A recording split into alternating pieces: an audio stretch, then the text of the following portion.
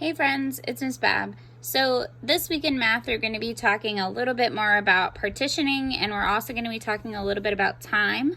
But for this video, I'm going to be just doing a review video of partitioning and just giving you some vocabulary words that you'll need to know.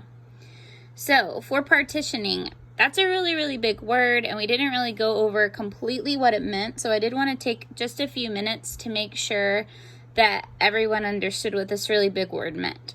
So if I look at partitioning, I like to break words down so that I can understand them a little bit easier.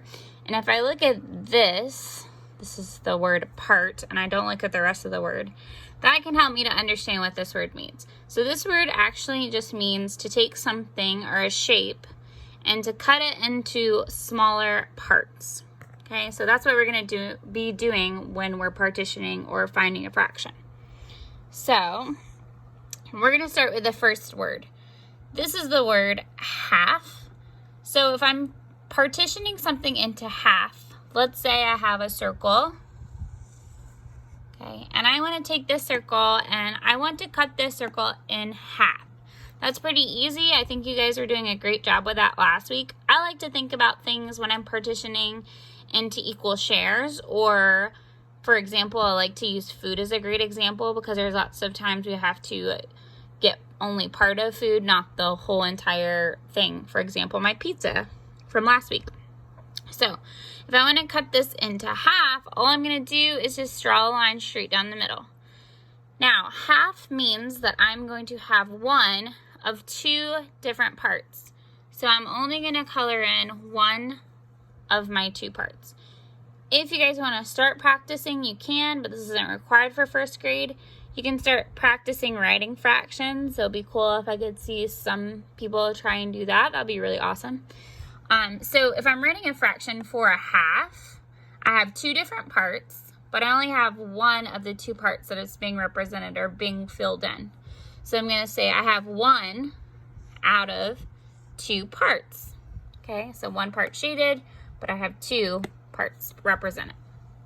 Now, the next vocabulary word we want to talk about is quarter. Now, I'm sure you guys have heard of the word quarter before, maybe in time or maybe talking about money. We'll talk about both those things in the rest of this week, and also in the next coming weeks we'll talk about money. But for right now, let's think about what a quarter would mean. So when I talk about a quarter, I'm talking about one out of four parts. So once again, if we go back to our circle, I'm talking about a quarter, I would say a quarter is one out of four. So the first thing you need to do is cut this circle into four different parts and make sure that they're equal to. So I'm going to go straight down the middle because I know that that's two. And then if I cut this way, that will be 1, 2, 3, 4 parts. And I just want to represent one of the four, so I'm just going to color in 1. Now if I'm making this into a fraction, I would simply put, I have one shaded part out of 4 total parts. So I have 1 out of the total 4. Okay? So those are some important vocabulary words that we'll be building on in the next couple of weeks. So I wanted to go ahead and just take a moment to review them. Another thing I wanted to do was give you a situation where you'd have a word problem with fractions or partitioning, because you'll have to do that this week. So I'm going to erase my board, and I'm going to give you guys a word problem, or just a little bit of an example, so that you can start practicing this skill. Okay? So my word problem, we're going to talk about pi. So I know pi is a circle. Now, Miss Bab has a pie. Okay? I want to share my pie equally with 3 of my friends. So that means I have Miss Bab, which is one person, and then I also have 3 friends, so plus 3 people. So total, we know 3 plus 1, super easy in our head, is 4. So I need to cut this pie into, you got it, 4 different parts. So I'm going to go ahead and do that now.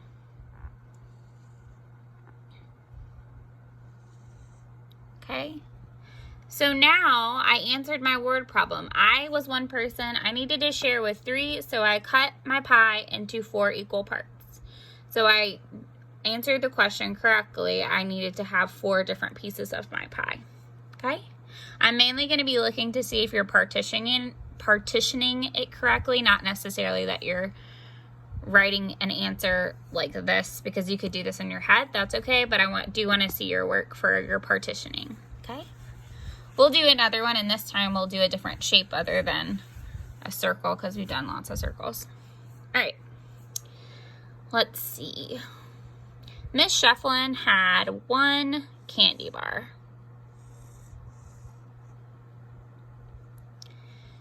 Miss Shefflin was so nice. She shared her candy bar with Miss Bab equally. So that's Miss Shefflin. She's one person. Plus Miss Bab, I'm another person. So 1 plus 1 equals 2. So we need to cut this candy bar equally between me and Miss Shefflin. So that's 2 different parts we need to cut this into. So all I would have to do is cut it in half.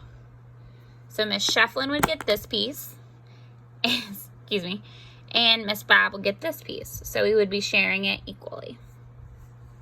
Okay? All right. We'll do 1 more. All right. We'll do another circle because I want to talk about something that I noticed last week. So, Miss Bab had a pizza pie. I needed to share my pizza pie with my 2 brothers. So I need to share my pizza pie between me, and I have to share it between 2 other people, my brothers. So 1 plus 2 is 3. So that means I'm going to be sharing between 3 people, myself and my 2 brothers. So I need to cut this or partition this into 3 equal parts. Now when I'm partitioning a circle into 3 different parts, it's a little bit complicated. It's not as easy as it would be a rectangle. And that's because the circle is a little bit wonky. It's harder to cut it into equal parts, especially when we're talking about thirds. If I'm going to cut this into 3 different parts, I want to make sure that I don't just go straight down the middle and then cross again, because that would be 4 parts. So what I'm going to do is I'm going to try and make sure every piece is equal, and it's going to look kind of like this. Sometimes I draw a little dot in the middle so that I know where my starting point is. So all my pieces, you can tell now, they're completely equal. So that means I would get a piece, and then my 2 brothers would also get a piece. 1 brother and then the other brother. So I cut it into thirds. Okay? So that's another example. You don't necessarily have to know that for first grade, but it's good to be thinking about that. Okay? All right. You guys are going to have some activities on Seesaw to complete, so I suggest that you go on over and practice those.